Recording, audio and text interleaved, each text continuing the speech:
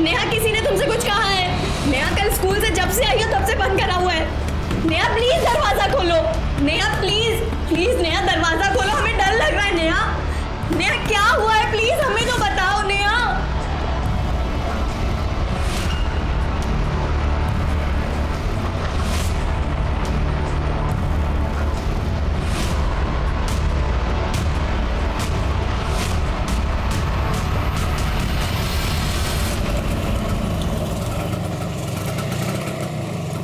आशा madam एक बार मेरी बात सुन लीजिए, मैं सच कह रहा हूँ, इसमें दीपक की कोई गलती नहीं है। अनिल जी, आपके बेटे को मैंने खुद रंगे हाथों पकड़ा है। इसकी वजह से मेरे स्कूल का नाम खराब हो जाता। और तुम स्कूल में घुसे कैसे? मैंने तो तुम्हें रस्टिकेट कर दिया था। मैडम क्या कर रही हैं आप? देखिए आप ठीक नहीं कर रही हैं, अब इसका भविष्य बर्बाद कर रही है। मैं भी चुप नहीं बैठूंगा। आप मेरे स्कूल में खड़े होकर मुझे ही धमकी दे रहे हैं। निकलिए यहाँ से, निकलिए यहाँ से, जाओ, ऐसे जाओ।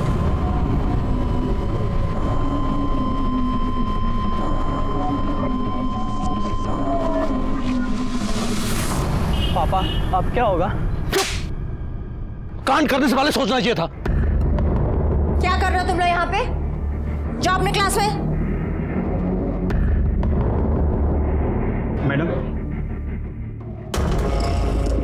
आपने कुछ जरूरी मीटिंग के लिए कहा था, तो मैं सारे टीचरों को बुला लूं? नहीं शुक्ला जी, मैं बताती हूँ आपको बाद में। अभी आप जाइए। जी।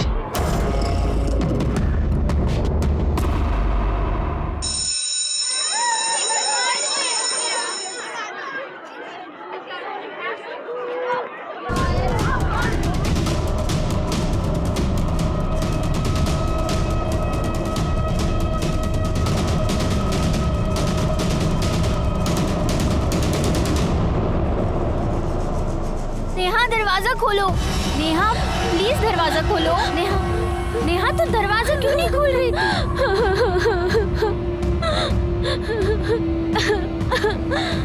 क्या हुआ है बता मुझे। दीदी मुझे बहुत डर लग रहा है। पहले मुझे ये बता कि तेरे साथ हुआ क्या है? किसी ने कुछ कहा है तुझे?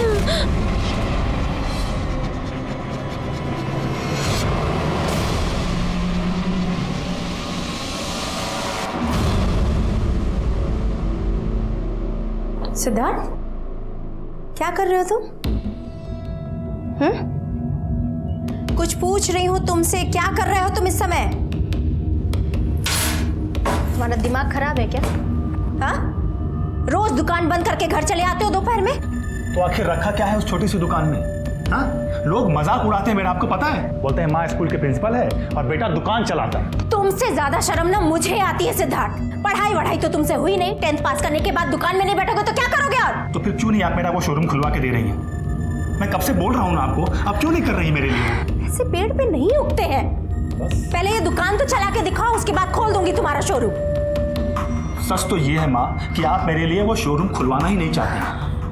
न जाने किसके लिए पैसा जमा कर रही है और ये सिंदूर बिंदी किसके नाम के लिए लगा? सिद्धार्थ, तुम अपने काम पर ध्यान दो। आपसे कुछ बात करना ही बेकार है माँ, समझिए आप?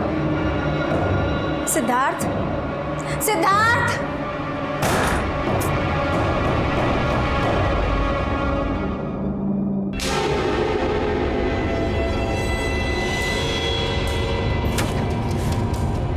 तुमको मना किया है ना कि यहाँ पे मत आया करो। ये औरत का ना कुछ समझ में नहीं आता। ये लड़का कौन है? क्या जाने, है तो प्रिंसिपल, लेकिन इनकी हरकतें तो देखो। एक बात बता, इसके पति को तो कभी हमने देखा नहीं, तो ये किसके नाम का सिंदूर लगाती है? पता नहीं।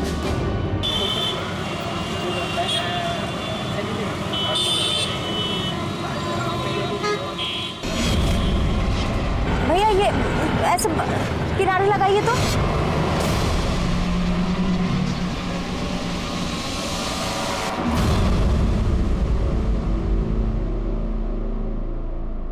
भैया उस ऑटो का पीछा करिए तो।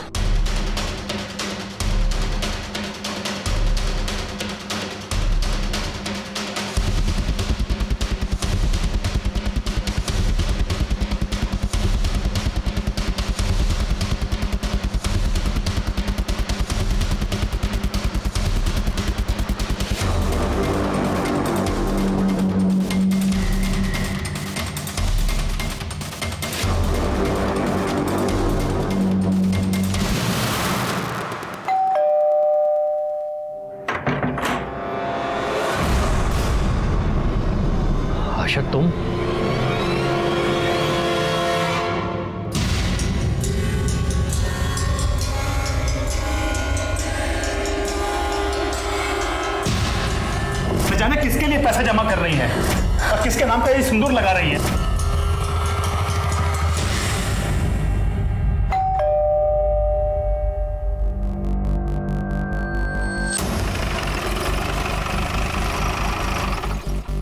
हटिए। बॉडी कहाँ है? किचन में।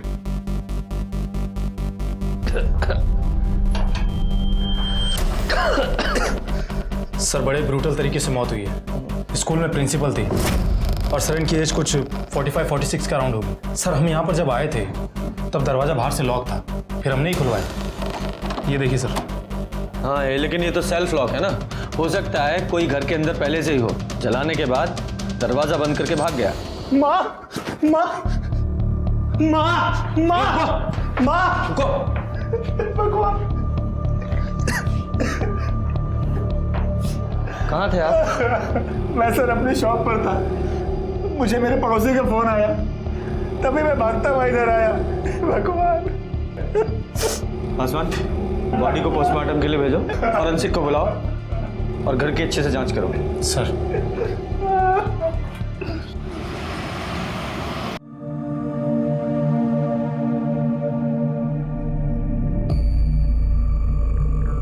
नेहा, भगवान कभी किसी के साथ कुछ गलत नहीं होने देता। उसे अपने किए की सजा मिल चुकी है और हाँ, अब तुझे डरने की कोई जरूरत नहीं है। पापा, हमें बहुत डर लग रहा है। देख बेटा, तू डर मत, कुछ नहीं होगा, बस तू अपना मुंह मत खोलना, किसी को कुछ पता नहीं चलेगा। अरे भाई, अरे तुम सोए हुए थे जब हम वहां से निकले। हाँ ठीक है ठीक है सर। वो अरे जन्मदिन के आशीर्वाद दे रहे हैं ना तुमको, इससे बड़ा गिफ्ट और क्या चाहिए? शाम को मिलके केक काटेंगे, ठीक है? चल। हाँ बोल। सर प्रिंसिपल आशा शर्मा की पोस्टमार्टम रिपोर्ट आ गई है। सर रिपोर्ट के मुताबिक बॉडी 75% जल गई थी और मौत का समय दोपहर 3 से 6 के बीच का है। और सर आपका शक सही था, फॉरेंसिक वालों को आशा शर्मा के हाथ और पैर पर नायलॉन की रस्सी के ट्रेसेस मिले। हाँ, इसका मतलब पहले उन्हें बांधा गया होगा, फिर जला गया होगा। लेकिन सर कोई प्रिंसिपल को इतने ब्रूटल तरीके से क्यों मारना चाहेगा? वही पता लगाना है। एक काम करो, आशा जी के कॉल डिटेल्स निकालो और उनके बेटे सिद्धार्थ से मिलते हैं। ठीक है, चलो निकलो। जाओ जाओ जाओ।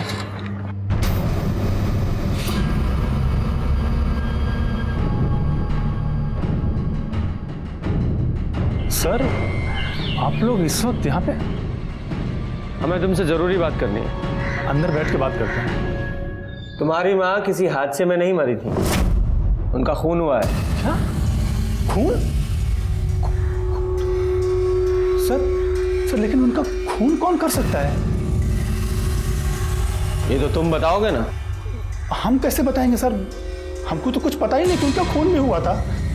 अच्छा, उनकी किसी से कोई दुश्मनी थी या कोई लड़ाई हुई थी? सर माँ की कभी किसी के साथ कोई दुश्मनी नहीं थी। हाँ लेकिन अभी कुछ दिन पहले उनके स्कूल में एक स्टूडेंट के फादर के साथ उनका झगड़ा हुआ था। सर मेरी दुकान ठीक स्कूल के सामने ही है, इसलिए मैंने ये सब कुछ देखा था। क्या हुआ था दोनों के बीच? सर प्रॉब्लम का तो पता नहीं, लेकिन वो अनिल अपने बेटे को लेकर के हमारे घर पे भी आया था माँ से मिलने के लिए। बोलिए कितना पैसा चाहिए, मैं ला के दूंगा, लेकिन नाटक बंद कीजिए अपना। क्या हो रहा है यहाँ पर? अरे होना क्या है? तुम्हारी माँ का दिमाग खराब हो गया है। अरे छोटी सी बात का पतंगड़ बना रही है। सवाल के बात करिए पहले आप। सिद्धार्थ, तुम बीच में मत बोलो। कौन है ये आदमी? निकलो। देखिए निकलिए बाहर। ठीक नहीं कर रही आप। बाहर निकलिए। मैं अपने बच्चे का भविष्य बर्बाद नहीं होने दूंगा। देखिए आप ठीक नहीं कर रही है मैडम, मैं अपने बच्चे का भविष्य बर्बाद नहीं होने दूंगा, मैं छोड़ूंगा नहीं, देख लीजिएगा आप। लेकिन एग्जैक्टली हुआ क्या था? सर एग्जैक्ट प्रॉब्लम तो मुझे नहीं पता, लेकिन शायद वो माँ को रिश्वत देने की कोशिश कर रहा था और माँ ने वो पैसे लेने से मना कर दिया। फिर उसके बाद माँ ने हमें भी कुछ नहीं बताया। सर तुम ही ना बस अपना ख्याल नहीं रखती हो, नहीं क्या करना चाहिए ना, पता चला लिया। हाँ। पापा पापा, वो पुलिस आई है। क्या? जा अंदर जा, जा दरवाजा खोलो। जी अनिल जी से बात करनी है। हमें आपसे और आपके बेटे से आशा जी के बारे में बात करनी है। सर बड़ा दुख हुआ उनके बारे में सुनकर, लेकिन सर मुझे तो विश्वास ही नहीं हो रहा है। कई हादसे में उनकी मौत हो गई। उनकी मौत हादसे में नहीं हुई, किसी ने उनका खून किया है। क्या? खून? क्यों, आपको नहीं पता? सर मुझे तो वही पता है जो सब लोगों को पता है। ठीक है, मुद्दे पर आते हैं। आपका आशा जी के साथ झगड़ा चल रहा था ना, और आप धमकी देने उनके घर भी गए थे। कहीं आपने अपनी धमकी को कुछ ज्यादा ही सीरियसली तो नहीं ले लिया और आपने ही आशा जी को? नहीं सर, माना कि हमारे बीच में थोड़ी प्रॉब्लम थी, लेकिन सर बात इतनी बड़ी भी नहीं थी। तो फिर क्या बात थी? वो सर, मेरा बेटा पढ़ने में बहुत अच्छा है, लेकिन आशा मैडम कह रही थी कि इसकी अटेंडेंस कम है, इसलिए एग्जाम में नहीं बैठ सकता। तो सर मेरे बेटे का साल खराब हो जाता, इसलिए मैंने उनसे बहुत रिक्वेस्ट की। तो फिर वो कहने लगी कि एग्जाम में तभी बैठ सकता है जब मैं उन्हें 2 लाख रुपए दूंगा। बस सर इसी बात पे थोड़ी हमारी आपस में बातचीत हुई थी सर, बहस हुई थी। बेटा कहाँ है आपका? सो रहा है सर। कितने साल की उम्र है? 16 साल का। इतना छोटा भी नहीं है, और वैसे भी उसकी कुंभकर्ण की नींद नहीं है जो उठ नहीं सकता। जाइए, बुलाइए। गुरु की इज्जत नहीं कर सकते तो कानून की तो इज्जत कीजिए। बुलाइए।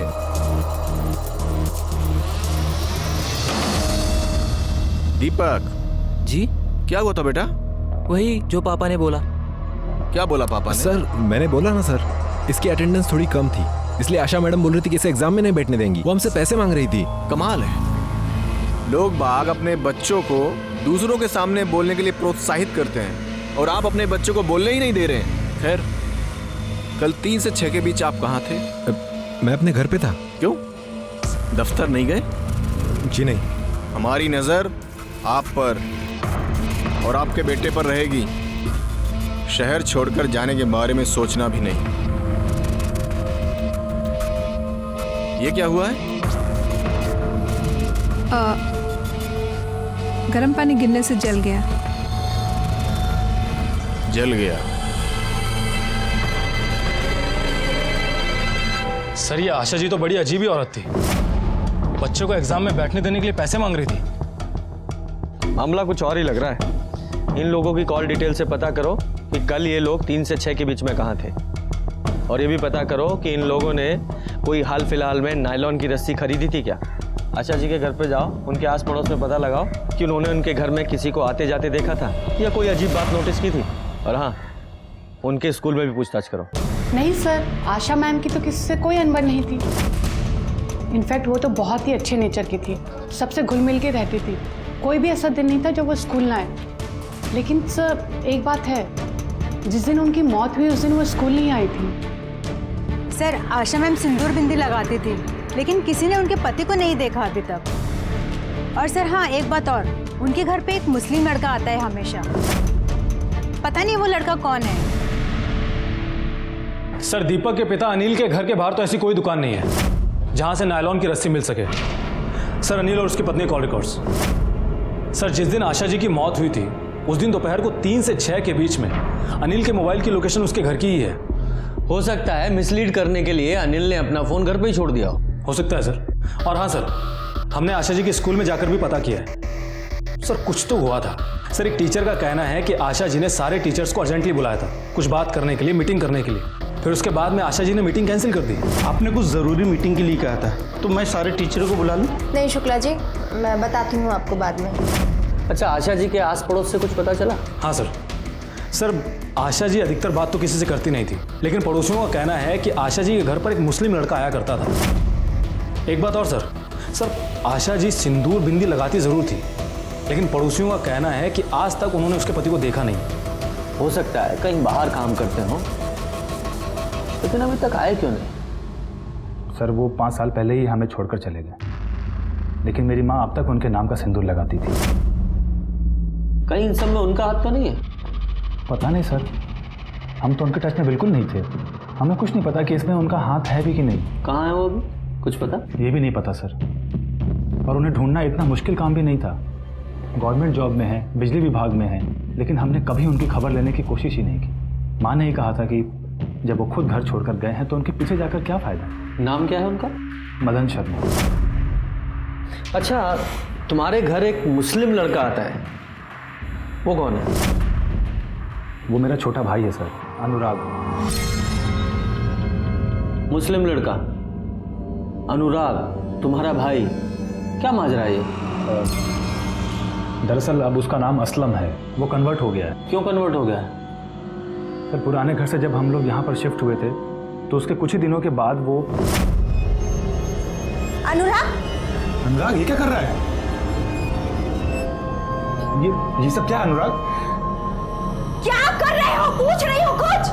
मैं कन्वर्ट हो गया अम्मी। क्या? मम्मी जानता था अम्मी आपको प्रॉब्लम होगी, लेकिन मैं ऐसी दोहरी जिंदगी नहीं जी सकता। अनुराग मेरी बात सुनो।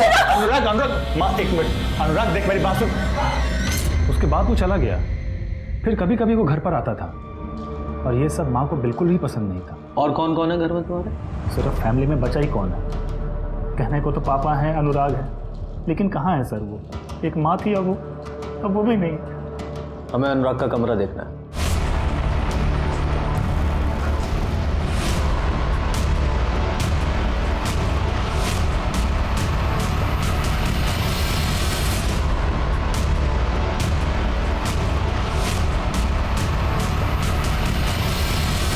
क्या मियाँ, ये किताबें, तुम्हारा ये हुलिया, क्या है ये सब? सर हमें पढ़ने का बेहद शौक है। भाई पढ़ने का शौक तो हमें भी बहुत है। वेद पुराण से लेकर बाइबल, कुरान सब हमने पढ़ा है। ये किताबें ये तो किसी जिहादी ऑर्गेनाइजेशन की लग रही हैं। कहीं ज्वाइन करने का इरादा तो नहीं है? नहीं सर, हमारा ऐसा कोई मंसूबा नहीं है किसी भी ऑर्गेनाइजेशन को ज्वाइन करने का। हम तो बस ऐसे ही पढ़ रहे थे। अच्छा एक बात बताओ, पर ये कन्वर्ट क्यों हो गए तुम? सर ये सब हमने उनके कहने पर किया। मैं कुछ भी कर सकता हूँ। ठीक है, तो फिर तुम्हें कन्वर्ट होना होगा। प्यार के नाम ये भी सही। भाभी जान, मैं मेरे नुसरत के लिए कुछ भी कर सकता हूँ। सर हम नुसरत से बेपनाह इश्क करते हैं। अच्छा, और तुम्हारा ये बेपनाह इश्क तुम्हारी माँ को मंजूर नहीं था, इसलिए तुमने उन्हें मार दिया? नहीं सर, हमारे अम्मी का मानना ना मानना ये उनका पर्सनल डिसीजन था। हम अपने टर्म्स पे रह रहे थे, उनकी रजामंदी की जरूरत नहीं थी। हम उनसे बीच बीच में मिलने जाते थे, उनकी मौत से एक दिन पहले भी गए थे, मगर अपनी अम्मी के दिल में अपने लिए प्यार नहीं जगा पाए। सर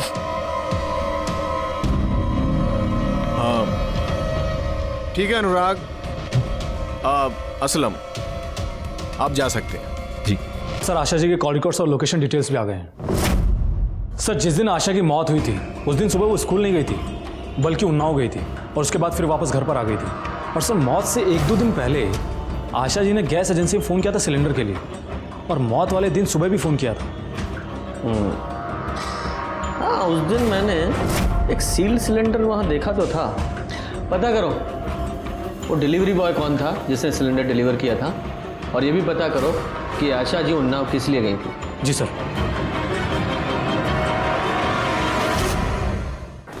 सर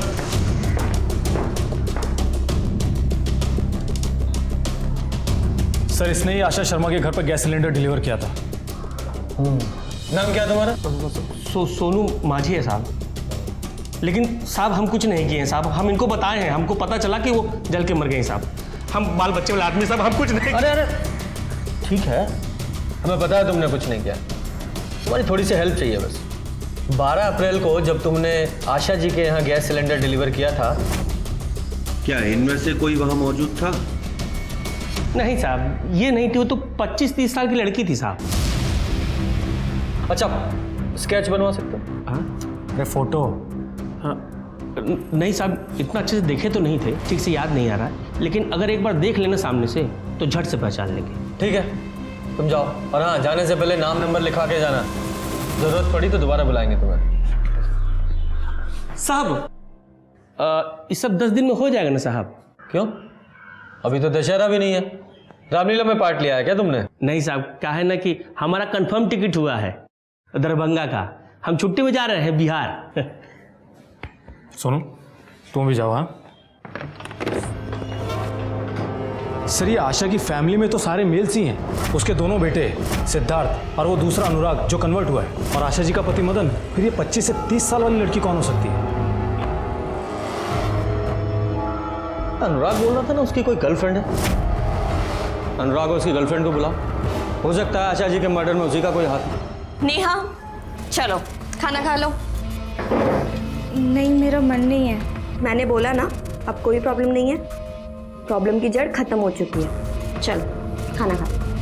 बोला ना मेरा मन नहीं है। जो हुआ बहुत गलत हुआ, मुझे नहीं खाना। नेहा। अनुराग। असलम। ठीक है, इनमें से आपकी गर्लफ्रेंड कौन है? जी नुसरत, हमारी गर्लफ्रेंड, और ये हमारी भाभी जान हिना। ठीक है, आप इधर रुकिए, आप दोनों अंदर चलिए, साहब ने बुलाया, आइए। सर आपने हमें और नुसरत को बुलाया था? नहीं, बस वो हमको नुसरत से मिलना था और पूछना था कि जिस वक्त आशा जी के घर में आग लगी थी उस वक्त आप दोनों कहाँ पर थे? सर हम दोनों नुसरत के भाभी जान के घर पे थे, हिना शेख। ठीक है, आप नुसरत की डिटेल्स लिखवा दीजिएगा पर। ठीक है सर, चलिए। आप लोग शहर छोड़कर बाहर मत जाइएगा। सर आप लोग हमारी अम्मी की कत्ल के लिए हम पर शक कर रहे हैं? हम सिर्फ अपना काम कर रहे हैं। और एक कहावत तो आपने सुनी होगी कि कई बार घर के चिराग से ही घर में आग लग जाती है। जाइए, चलिए।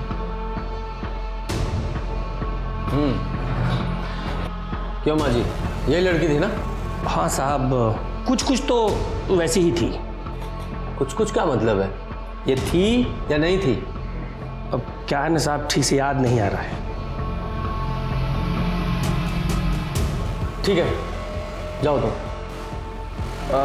क्या है साहब कि ड्यूटी छोड़ के आना पड़ता है और बहुत खर्चा होता है साहब, तो भाड़ा वाड़ा मिल जाता तो बहुत मेहरबानी होती साहब। हाँ जी।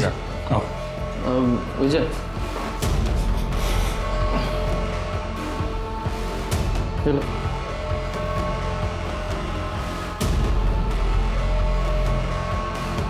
विजय, इस अनुराग और नुसरत पर नजर रखो और इन दोनों की कॉल डिटेल्स भी निकालो। जी सर।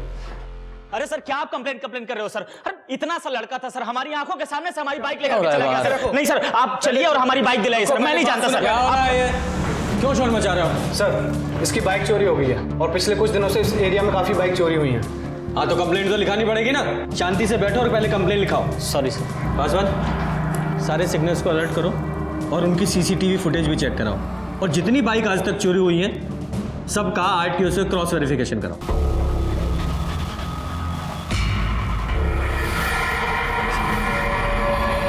आप अपने लॉयर से बात कीजिए, मुझसे नहीं।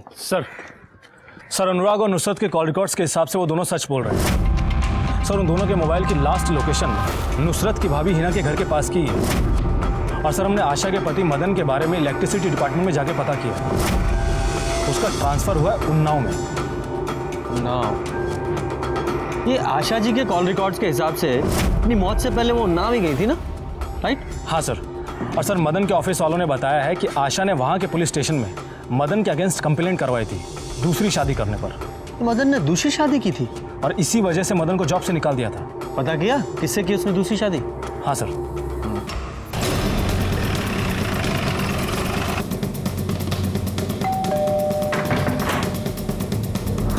मदन जी है? नहीं, वो तो नहीं है। कहीं अंदर तो नहीं है? सर आप चाहे तो अंदर देख सकते हैं, वो नहीं है। कहाँ गए? पता नहीं। आप उनकी पत्नी हैं या ऐसे ही साथ में रह रही हैं? सर ये आप क्या कह रहे हैं? उनकी पत्नी आशा शर्मा ने उनके खिलाफ कंप्लेन लिखवाई थी। जी, मेरे सख्त नेचर की वजह से मैं अपना घर नहीं बचा पाई, लेकिन वजह तो ये थी नहीं मदन। वजह ये थी कि तुम इस औरत के लिए मुझे छोड़कर आ गए। ऐसा नहीं है, ऐसा नहीं है। ये बच्चा तुम्हारा है? कितने साल का? 6 साल का है। और 5 साल पहले तुमने मुझसे ये कहा कि तुम्हारा दम घुटता है उस घर में। ये क्यों नहीं कहा कि तुमने गिरहस्ती बसा ली है इस औरत के साथ, बच्चा पैदा कर लिया है? मैं पुलिस में कंप्लेन करूंगी, तुम्हारे ऑफिस जाऊंगी। ना तुम्हारा ये बच्चा जायज है और ना तुम्हारी ये बीवी, तुम्हारी ये पूरी शादी ही नाजायज है। इनके खिलाफ इंक्वायरी चल रही है। उस दिन के बाद से वो पता नहीं कहाँ चले गए हैं। मुझे लगता है कि उन्होंने मुझे भी छोड़ दिया है। पासवान, इस मदन की कॉल डिटेल्स निकालो, उसका नंबर ट्रेस करो और इस किरण पर नजर रखो। जी सर।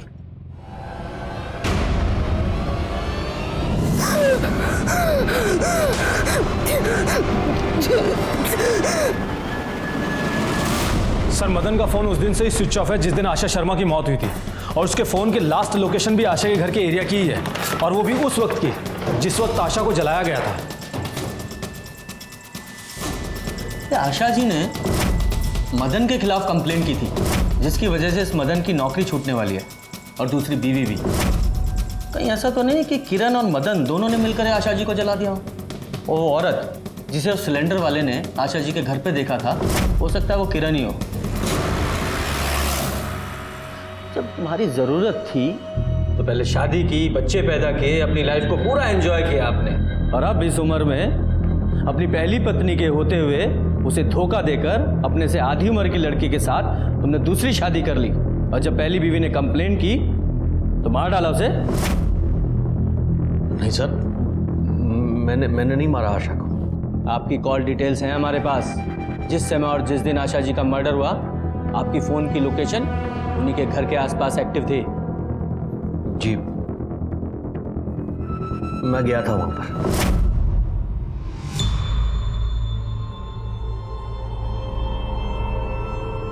भाई साहब एक मिनट, ये इतनी भीड़, ये पुलिस, क्या हुआ यहाँ पर?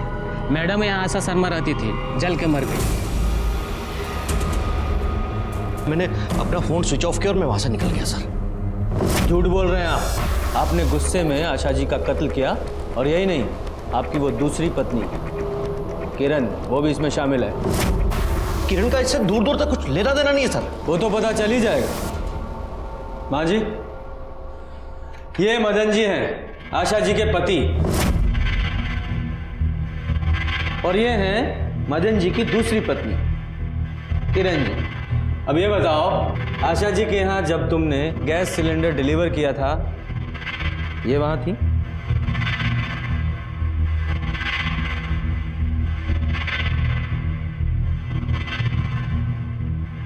हाँ साहब, यही होगी साहब, क्योंकि जो दूसरे घर में आग लगाए उसे किसी दूसरे को आग में झोंकने में कितना वक्त लगेगा? हो ना हो यही होगी साहब। अरे होंगी क्या मतलब है? देखो, थी या नहीं थी, कंफर्म करो।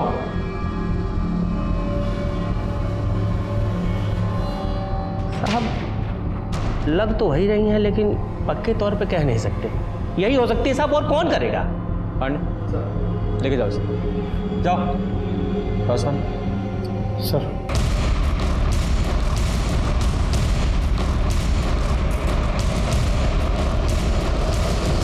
मदन ने चारबाग स्टेशन से ऑटो लिया था, और उसी से वो आशा जी के घर पर गया था, और उसी ऑटो से वो वापस भी आया था। ये बात तो कंफर्म हो चुकी थी। विजय, एक काम करो, ये आशा जी के स्कूल में एक बार फिर से जाके पता करो, क्योंकि ये काफ़ी स्ट्रिक्ट थी। हो सकता है किसी स्टूडेंट का एंगल सामने आए।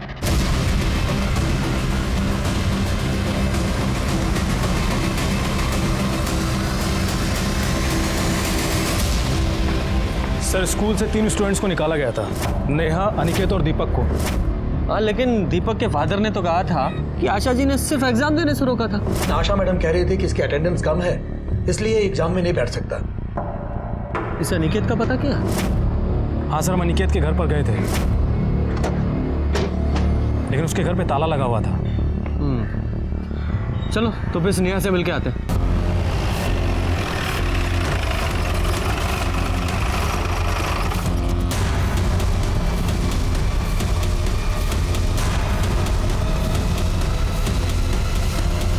क्या हुआ है?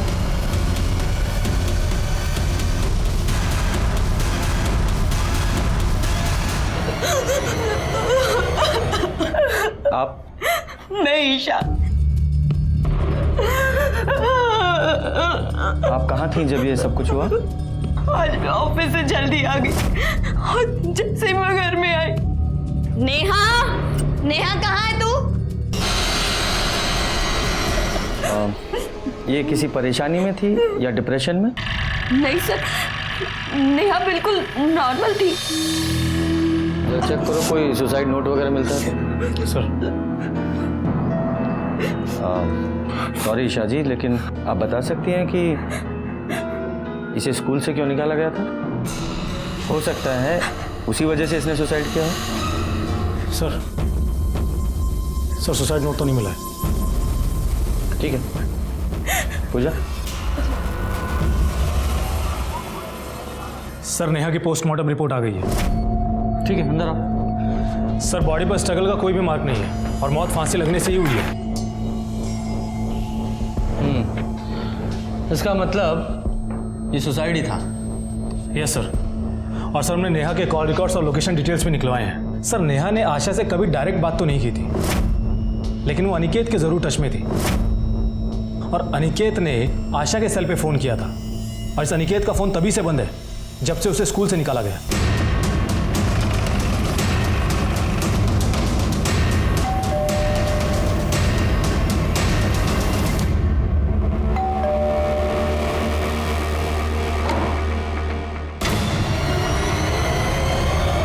ये सब क्या है? गलती हो गई सर।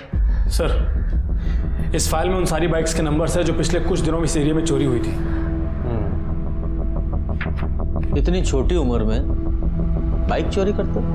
नहीं सर, वो आशा मैडम को पैसे देने थे।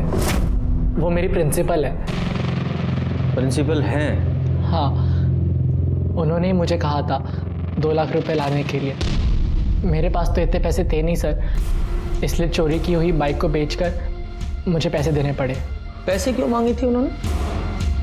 कुछ गलती हो गई थी सर, और मैम ने कहा कि अगर पैसे नहीं दिए तो स्कूल से एक्सपेल कर देंगी। तो पैसे देने तुम उन्हें ऊपर जाते थे? मतलब आशा जी का मर्डर हो गया है। क्या मर्डर? सर मुझे पता भी नहीं, मेरा फ़ोन बंद था और सिद्धार्थ भैया भी इतने दिनों से पैसे लेने आए, उन्होंने मुझे कुछ नहीं बताया। सिद्धार्थ? जी, मैडम का बेटा। उन्होंने ही मुझसे कहा था कि मैम को पैसों की ज़रूरत है और अगर मैंने उन्हें पैसे दे दिए तो मुझे माफ़ कर देंगे। ये बाइक चुराने का आइडिया भी सिद्धार्थ भैया का ही था। क्या सर बकवास कर रहा है ये? सर ये झूठ बोल रहा है, मैंने इससे कोई पैसे वैसे नहीं लिए। क्या सबूत है तुम्हारे पास? अरे रिकॉर्डिंग है इसके पास में तुम्हारी, सुनाओ जरा रिकॉर्डिंग। हाँ सिद्धार्थ भैया, मैंने मेरे माँ से बात कर ली है, लेकिन तुम्हारी मैम मान ही नहीं रही। उनको 2 लाख रुपया किसी भी हालत में चाहिए।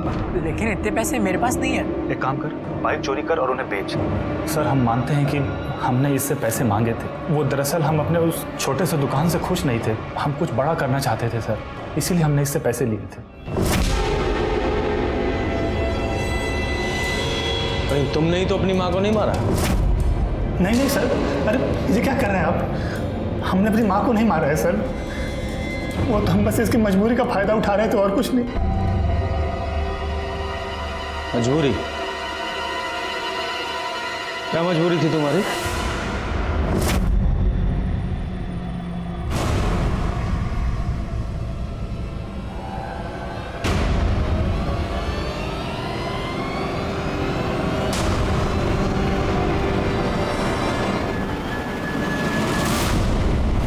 नहीं कुछ नहीं, कुछ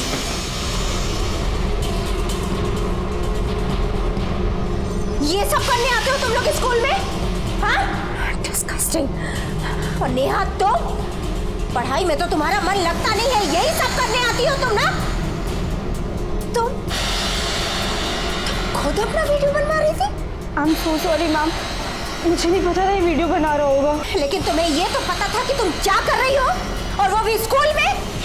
मैं तुम तीनों को एक्सपेल कर दूंगी। सर मैंने आपसे कहा ना सर, मैंने आशा जी को नहीं मारा सर। सर मैं डर जरूर गया था, इसीलिए तो मैं बार बार आशा मैडम से रिक्वेस्ट कर रहा था। वो मोबाइल कहाँ है जिससे आपके बेटे ने वो वीडियो बनाई थी? सर आशा मैडम ने वो मोबाइल लॉकर में रख दिया था, तो मैंने पीयून को पैसे खिलाकर उसे निकलवाया, वरना मेरा बेटा फंस जाता सर। लाइए मोबाइल लीजिए वो। लेकिन सर मैंने वो वीडियो डिलीट कर दिया उसमें से। उस डिलीट वीडियो को कैसे रिकवर करना है हमें अच्छी तरह से पता है। लाइए मोबाइल दीजिए।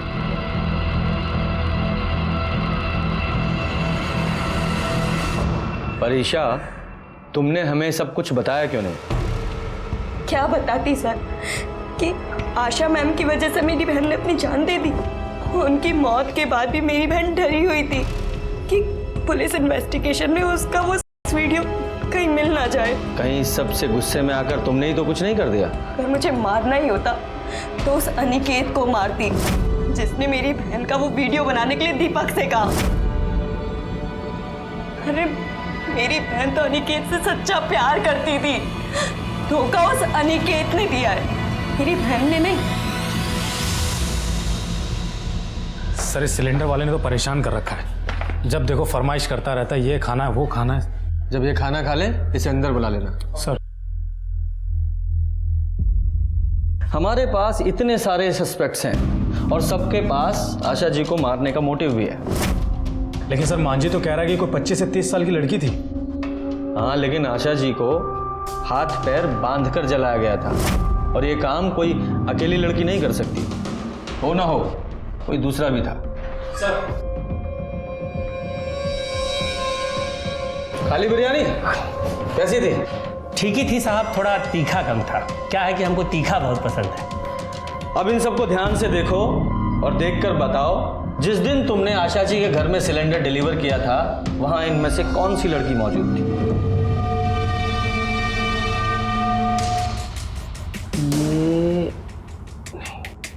ये नहीं थी साहब।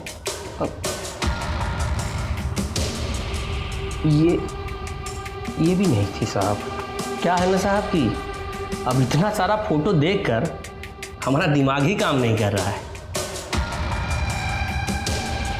निकलो निकलो यहां से, जाओ। मजाक लगा रखा है तुमने यहाँ? पुलिस इंक्वायरी चल रही है। हाँ ना, तुम्हारी हाँ ना के चक्कर में किसी की जिंदगी बर्बाद हो सकती है। दरभंगा का टिकट है ना तुम्हारा? चलो सीधे जाके गाड़ी में बैठ जाओ, निकलो। चलो जाओ जाओ। विजय, इतना तो पक्का है कि जिस दिन आशा जी का मर्डर हुआ उनके घर में एक औरत मौजूद थी। एक काम करो, मर्डर वाले दिन के 3 से 6 के बीच की उनके घर के आसपास जितनी भी औरतों के मोबाइल एक्टिव थे सबकी लिस्ट निकालो। सबकी? हाँ, थोड़ा मुश्किल है लेकिन हमारे पास कोई ऑप्शन नहीं है।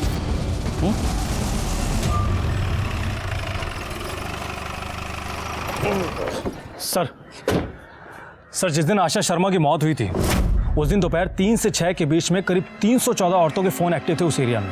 Very good.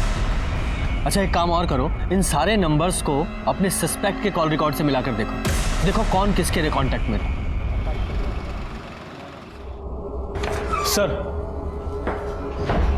सर पता चल गया है, उन 314 औरतों में से एक के कांटेक्ट में कोई है जिसके पास आशा जी के दूसरे नंबर से कॉल्स आ रहे थे। सर हमने पता किया है, वो नंबर तो आशा जी यूज ही नहीं करती थी और ना ही वो नंबर उन्होंने खरीदा था। सर आशा जी के मर्डर वाले दिन वो नंबर आधे घंटे के लिए आशा जी घर के पास में एक्टिव था। लेकिन हाँ सर, आशा जी के असली मोबाइल की लोकेशन उनके घर की ही थी। इसका मतलब आशा जी के नाम पर किसने एक और सिम खरीदा।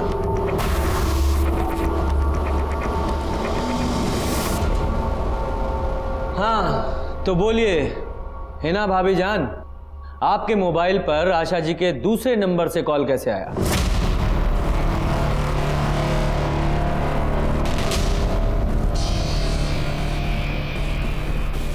बोलिए।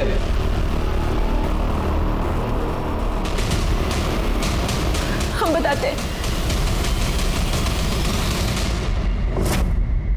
इनके भाईजान इनका निकाह कहीं और करवाना चाहते हैं। लेकिन भाभीजान आपके कहने पर हम कन्वर्ट तक हो गए। लेकिन इतना काफ़ी नहीं है। दरअसल जिनसे इनका निकाह करवाना चाहते हैं इनके भाईजान, वो सरकारी नौकरी करता है। वो उनके अब्बू थे ना इकबाल के, वो गुजर गए तो उनकी जगह पर उन्हें नौकरी मिल गई। अब आपको सरकारी नौकरी तो नहीं मिल सकती है ना? मिल सकती है। कैसे? जैसे इकबाल को मिली।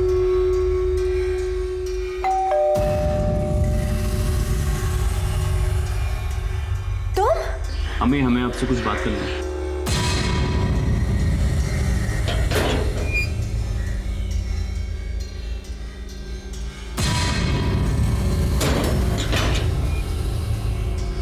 बोलो क्या बात करनी है?